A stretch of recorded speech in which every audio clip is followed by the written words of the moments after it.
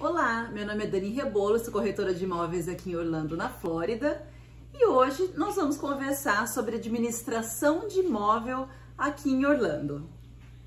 Esse é um assunto um pouco fácil de falar, né, para mim, porque trabalho há muitos anos em administração de imóveis. Aqui em Orlando trabalhei 6 anos como administradora de imóveis, de long term, né, ou seja, de imóveis de locação acima de 12 meses, e também administrava imóveis que ficavam vazios, que são imóveis de férias dos proprietários que tem aqui em Orlando, como se fosse a segunda casa deles de férias, né?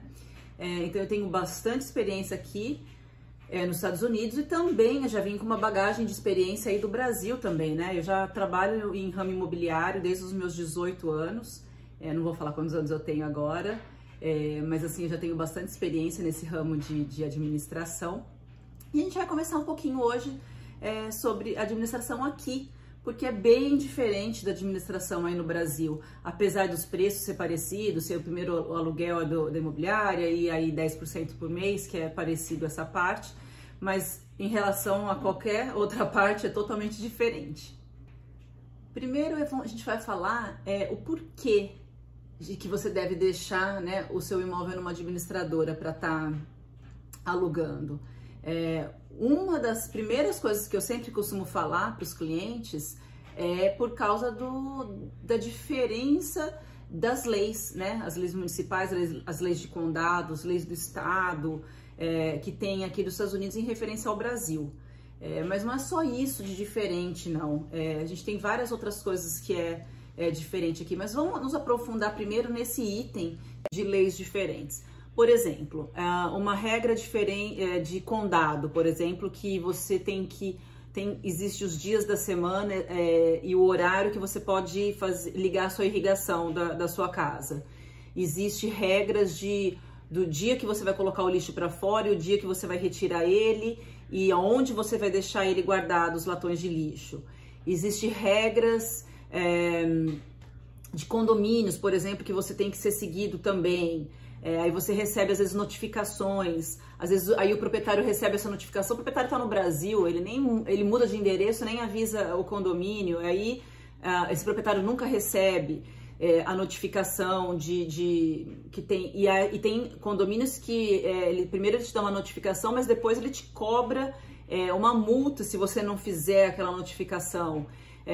Existem condomínios que eles mudam de administradora, aí eles enviam uma carta avisando, mas esse proprietário nunca recebeu a carta porque ele já mudou de endereço também no Brasil, e aí ele não tem ninguém que recebe as cartas deles aqui, ele continua pagando às vezes para outra administradora, ou ele só corta, às vezes está em débito automático, a administradora só para de cobrar o cartão, a pessoa às vezes no Brasil nem viu que não foi cobrado no cartão dela, e tá em dívida com condomínio. Às vezes vinha propriedade para a gente administrar que já tinha dívidas que já estava com advogado indo a casa quase para leilão já. Então isso é muito sério, não é só comprar uma casa nos Estados Unidos e falar, não, eu tenho uma moça que faz limpeza para mim, que ela vai lá e vai de vez em quando vai dar uma olhada na casa. Não é só isso, não é só ir lá e de vez em quando dar uma olhada na casa. Existem toda essa administração por trás de um imóvel, e que a gente deve deixar em mãos de gente que entende do assunto. Uma coisa bem diferente também aqui é a maneira que a gente faz a avaliação de casa para colocar no mercado. Então, que é bem diferente aí do Brasil também, né? Aqui, o que manda no mercado é a região. Então, vamos supor que você comprou uma townhome numa região de Lake Nona.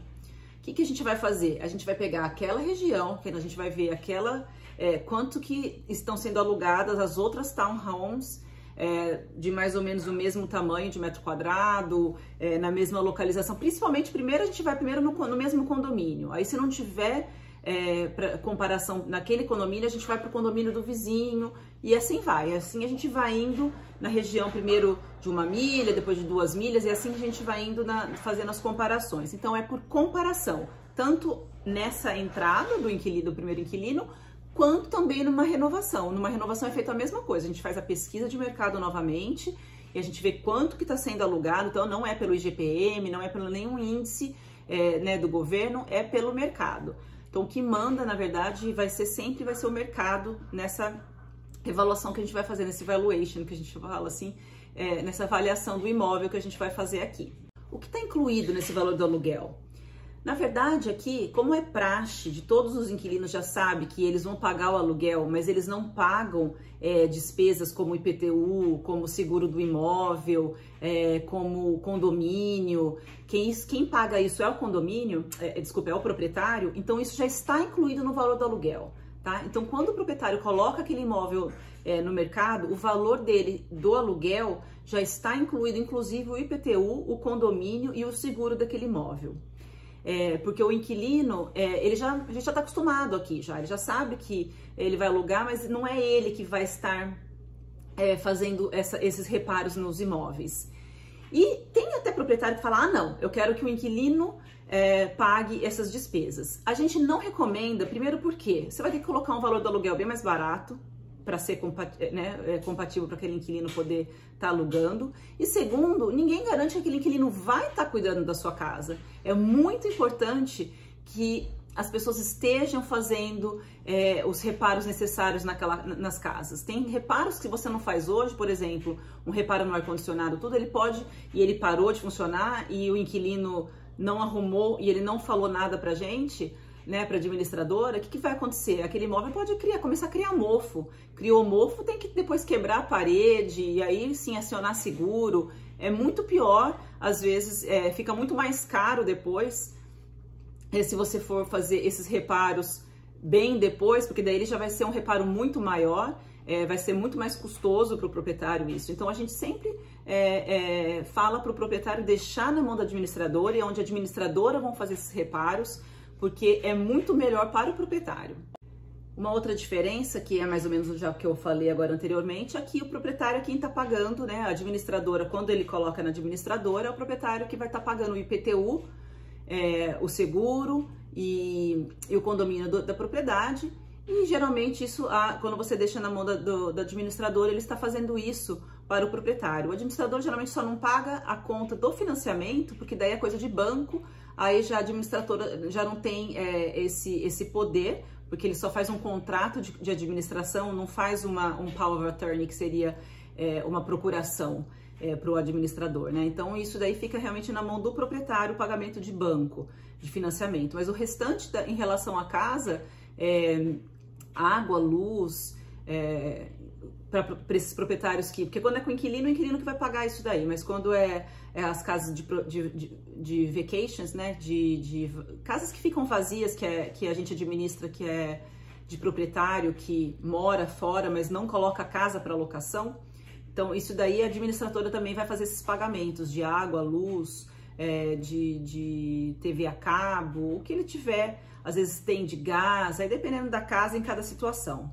Uma dica que eu sempre dei para os proprietários é, na hora de a gente fazer a pesquisa de mercado da renovação, quando o inquilino é bom, a gente sempre deixar um pouquinho abaixo do valor de mercado. Então vamos falar que o valor de mercado é $1.500, a gente fala assim, vamos colocar 1.475 para esse inquilino ver a vantagem dele continuar ali.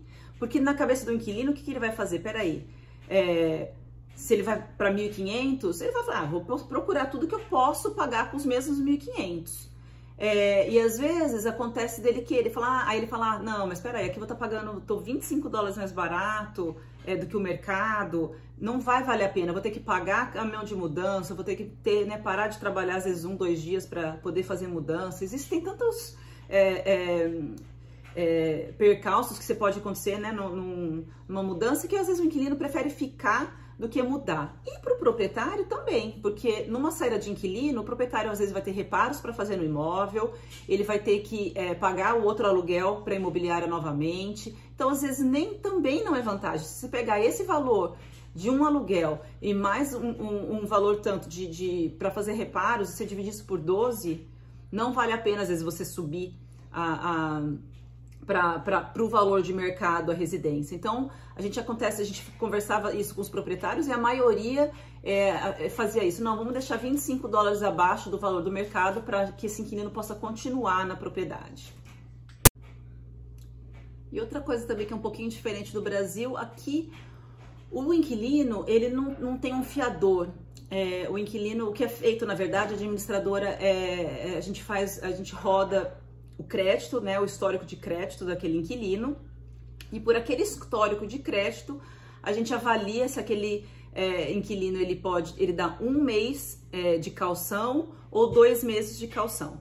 Então, geralmente, às vezes chega no máximo a 3, quando a casa é toda mobiliada, são móveis caros, a gente até pode pedir 3, mas é muito raro isso acontecer. A maioria das pessoas que tem crédito bom é 1 mês de poupança caução. E quando a pessoa já tem um pouquinho mais de risco, quando a pessoa vem de fora, ela não tem um histórico longo aqui de crédito, ou ela não tem um crédito aqui, aí a gente pede 2 meses de caução.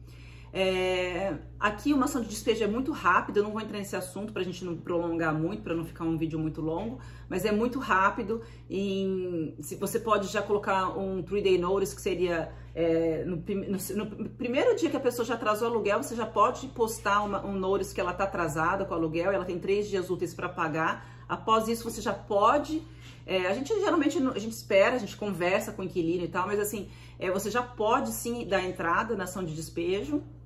E é um processo que depois que você deu a entrada, leva em até 45 dias, você já tira a pessoa, né, da casa. Então é um processo rápido, por isso que a gente geralmente não pega uma poupança caução muito alta. E também por isso que é fácil de alugar o imóvel aqui. Então geralmente as pessoas entram, quando é inquilino bom, a gente sempre faz de tudo para o inquilino continuar, para não ficar mudando de inquilino. Mas Orlando também acontece de ser uma cidade que 1000 pessoas por dia vêm para morar, então acaba tendo saídas e entradas bastante vezes, assim, não no ano, porque quando é de um ano a pessoa tem que respeitar um ano, e se não respeita tem que pagar uma multa, né? Mas é um lugar onde tem bastante entrada e saída de inquilino. Na minha maior experiência, quando o proprietário cuida da propriedade, né, faz os reparos necessários e tá um preço de mercado, os inquilinos procuram ficar, tá? Eu mesmo fiquei 7 anos numa casa. A gente não gosta de ficar mudando, porque tem gastos também, né? Quando a pessoa tá mudando, de ficar mudando de casa em casa, você acaba tendo mais gastos. Então, nem para o inquilino é bom e nem para o proprietário é bom, para não ficar pagando outra taxa para imobiliária e tal. Também pro proprietário também é bom, também. Então, esse foi o vídeo de hoje. Espero que vocês tenham gostado. Se você tiver qualquer dúvida em relação à administração de imóvel aqui em Orlando, pode me mandar um e-mail, pode me mandar um WhatsApp, tem meus dados aqui na descrição aqui do vídeo, que eu terei prazer em estar te ajudando. Hoje a gente então só falou sobre administração long term e de imóvel que